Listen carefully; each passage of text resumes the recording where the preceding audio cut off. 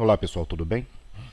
No episódio de hoje nós vamos conhecer um caso que ele aconteceu em 1939. Foi o caso mais antigo que eu encontrei para o livro que eu estou escrevendo sobre casos mineiros, né? Casuística mineira. E esse caso aconteceu em Coroaci, uma cidade que fica 6 horas e 20 de Belo Horizonte. De acordo com o censo de 2010, essa cidade de Coroaci ela tem 10.274 habitantes atualmente. Como eu disse, aconteceu em junho de 39, né? Foi um caso antes do início ali da Segunda Guerra Mundial. Então foi um caso ufológico registrado já em Minas antes dos primeiros registros dos Foo Fighters que eram vistos na guerra, né? E posteriormente a esquadrão que tinha sido registrada naquele famoso voo do piloto norte-americano. Então, bora lá conhecer esse caso?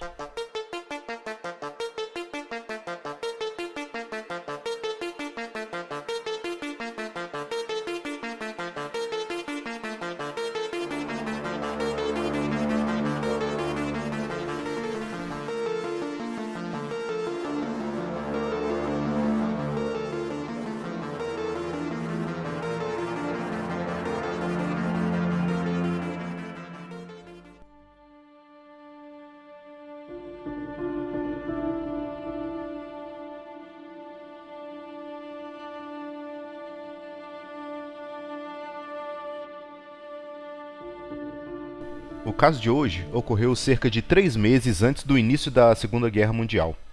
Na época não se falava em discos voadores e nem os impressionantes relatos de guerra dos famosos Foo Fighters haviam sido registrados ainda em solo europeu. O acontecido se deu na Serra do Gordo, distante cerca de 15 minutos da cidade do município de Coroaci, estado de Minas Gerais. Uma família de garimpeiros tentava descobrir uma jazida de mica, né, que é um minério de grande ocorrência naquela região, e ele tem uma resistência alta ao calor, né? Ele é um ótimo isolante elétrico, ele é utilizado na indústria como isolante elétrico. A família Lucindo, composta do pai, três filhos e um genro, né? Era um grupo de 5 pessoas que estavam naquela tarefa na serra, buscavam um veio, né, desse mineral mica, e estava há cerca de 6 meses na região, tirando amostras, garimpando, sem ter sucesso em achar uma quantidade satisfatória. Então eles já estavam no final dos seus recursos para essa expedição, digamos assim.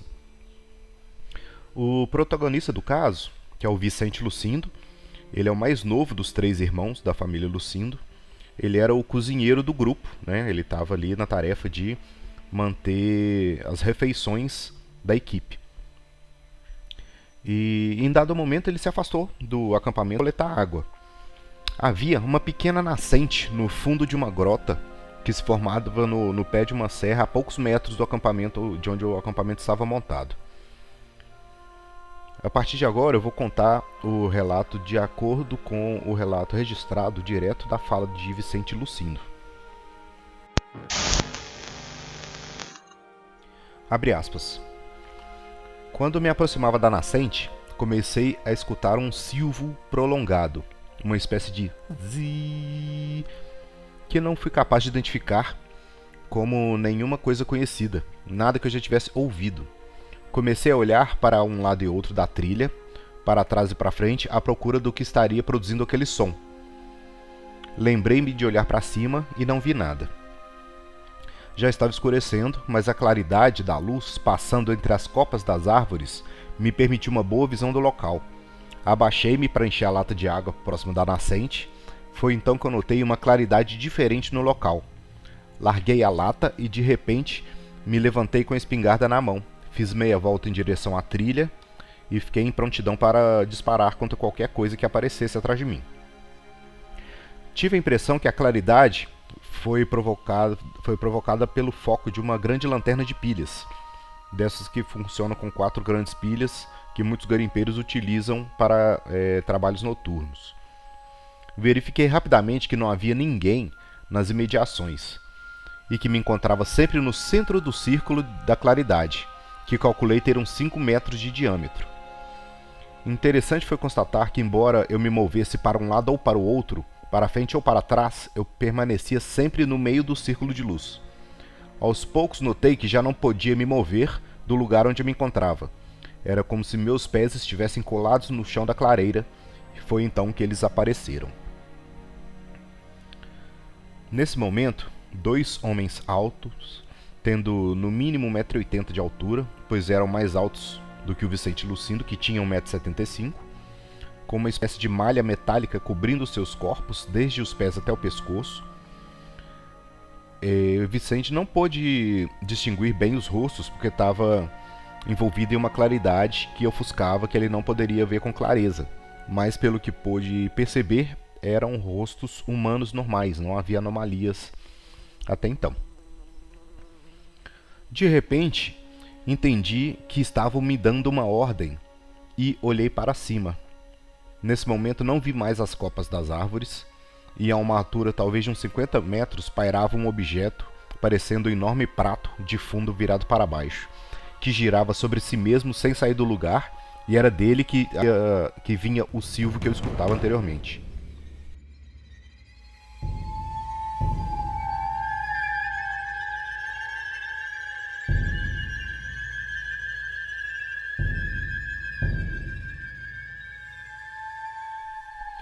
A seguir, ainda olhando para cima, como que magnetizado pelo foco de luz que descia do estranho prato, vi que no fundo se abriu uma espécie de escotilha, através da qual pude perceber a claridade intensa dentro da nave.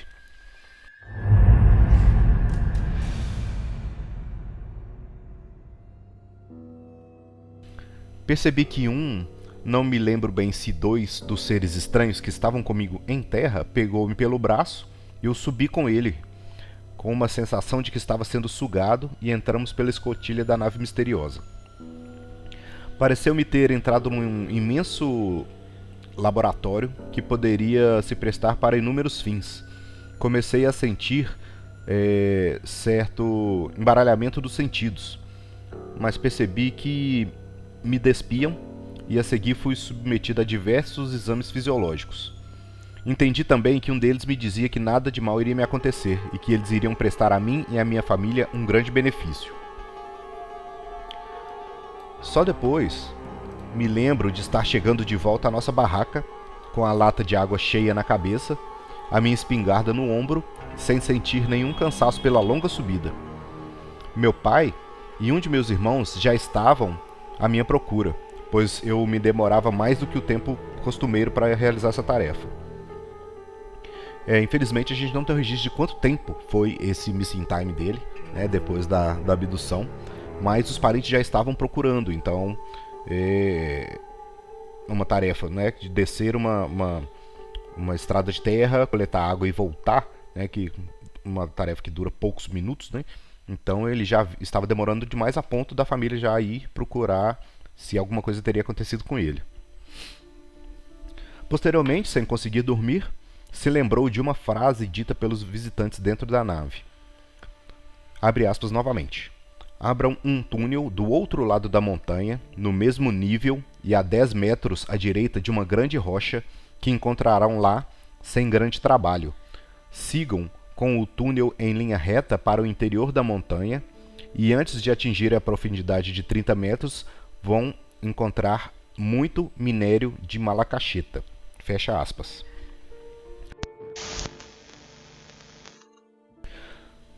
E nesse momento Vicente pensou, como é que eu vou falar isso para minha família? Então, depois de muito pensar no assunto, ele resolveu falar que teve um sonho onde recebeu essa mensagem de onde tinha a localização do local para ser garimpado. Só que sozinho, antes de contar para a família, ele foi até o local procurar a tal da rocha. Para surpresa e alegria dele, não foi difícil encontrá-la. Então ele voltou e contou para o pai que teve um sonho, e o pai foi com ele até o local para ver a grande pedra que ele tinha descoberto. No mesmo dia começaram a abrir um túnel de exploração, né, cerca de 10 metros à direita da pedra, como foi orientado. E menos de um mês depois, com 27 metros de profundidade, eles encontraram o minério que foi dito pelo extraterrestre em grande quantidade. Só então, depois que ele encontrou esse minério, que ele contou para a família o que tinha acontecido, né? Que ele tinha sido abordado, né? Abduzido naquele momento que ele foi coletar água.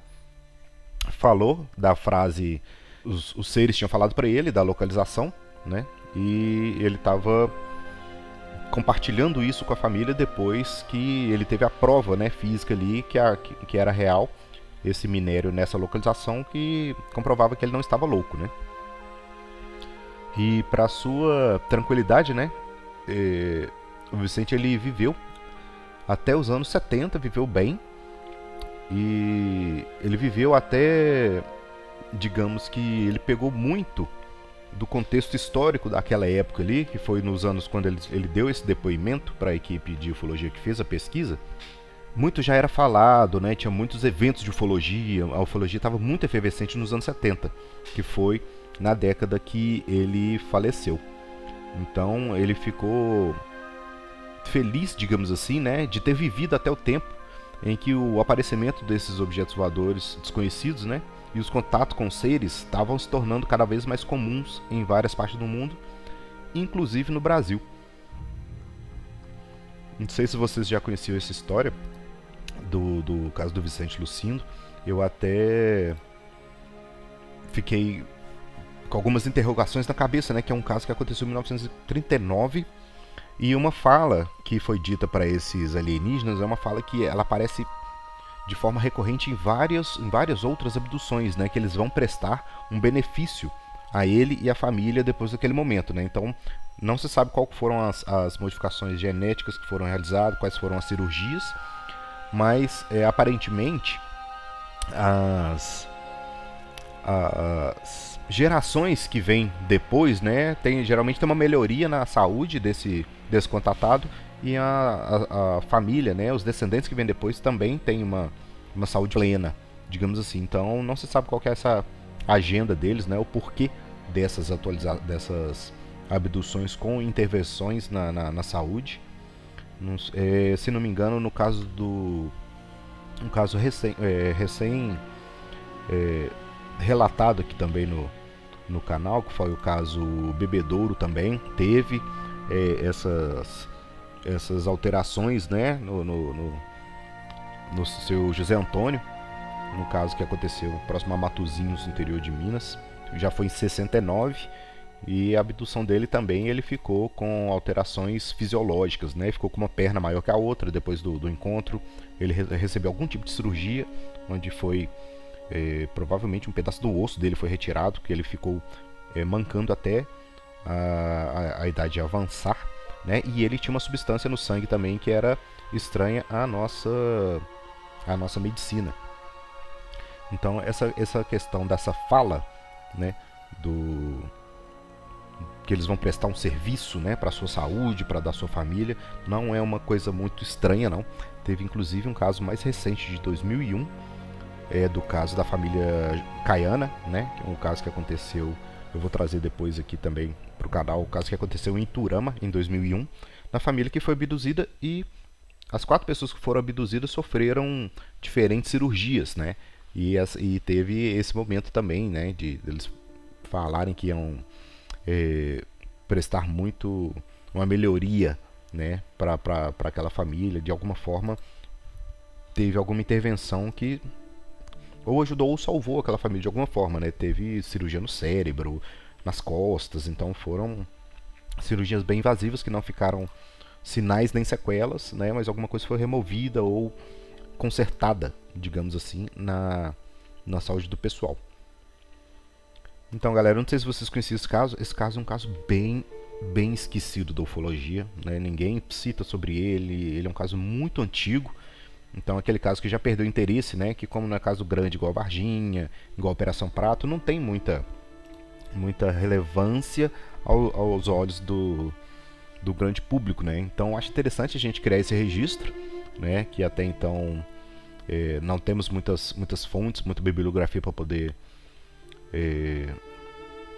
puxar, né, de onde explorar esse caso, que já é um caso muito antigo, fazendo 100 anos já, daqui a pouquinho. Então, fica aí mais um caso para vocês, tá bom? esse caso, eu vou inclusive tentar trazer casos maiores, que como esses casos eram, os relatos ficaram bem enxutos pela equipe de pesquisa, não tem muito mais informação para contribuir. Então vou tentar trazer uns casos maiores nas próximas gravações para vocês, beleza? Mas é isso, fiquem com Deus e mais uma vez, fazendo aquele pedido encarecido para todos, considere se tornar um apoiador, né? Esses projetos, né, tanto do podcast quanto do livro, eles demandam muito tempo e tempo é dinheiro, né? Infelizmente, então conto com a ajuda de vocês que futuramente eu possa dividir o trabalho com outras pessoas, né? Para que eu tenha mais tempo para as pesquisas e para o desenvolvimento do livro também. Eu estava com a meta de soltar o livro nesse ano de 2023, mas já está praticamente impossível.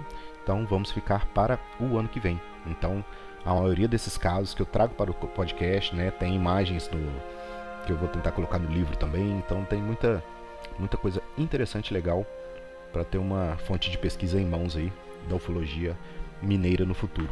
Beleza, gente? Mas fiquem bem, fiquem com Deus e até breve. Valeu!